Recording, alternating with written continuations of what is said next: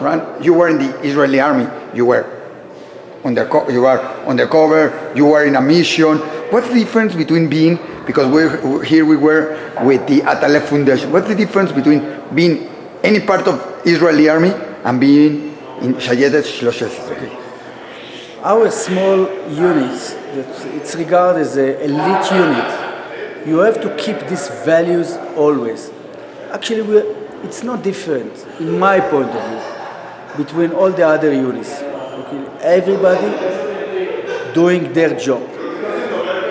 We are organized ourselves in order to take our advantage as our alumni, our values from the unit, in order to bring all these values back to the society, in order to strengthen the society.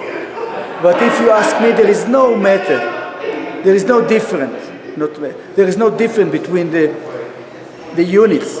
Now it depends what is the culture of the units, how strong the units, how they are, teach their people in order to keep the values very, very high of the units. There is no difference. But everybody we see Israeli This is my point of view. Excellent. We see Israeli soldiers like superheroes many times. We are not superheroes. We are simple guys. Simple guys. All right. Like simple guys, when you finish army, you go to a normal life. Okay. There is usually it's That's where Aleph goes in. Yes. It's not easy.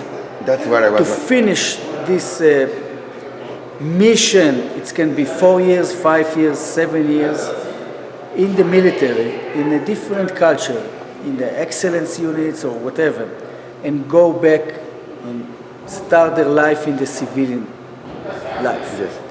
People lost time and even tools how to start the right life. Yes. How to know it. We produced in the Atalef Foundation a program. It's a year-long program. It's called a Compass. We are taking kind of mentoring program for 1 year that we are escort. We are accompanying with, a lot of meanings in order to teach, to learn, and to escalate and to empowerment.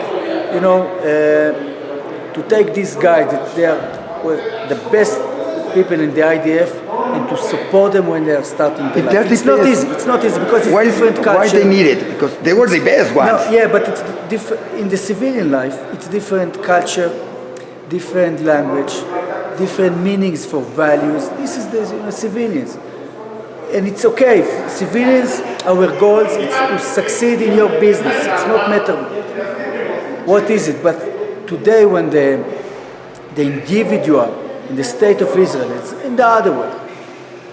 It's very much stronger than the community and the togetherness that it used to be in the past. In the unit, it's the togetherness lead, yes. not the individual, okay? And in the civilians, the individual is lead. And to make this transformation, it's not so easy. So what does you help them with the company?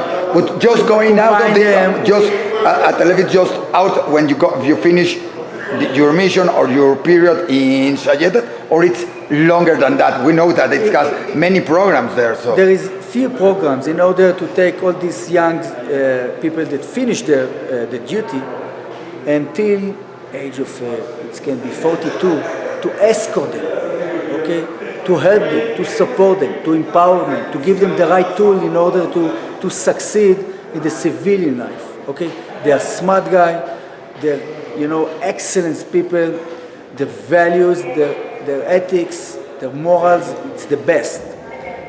We were all helping them to do this transformation.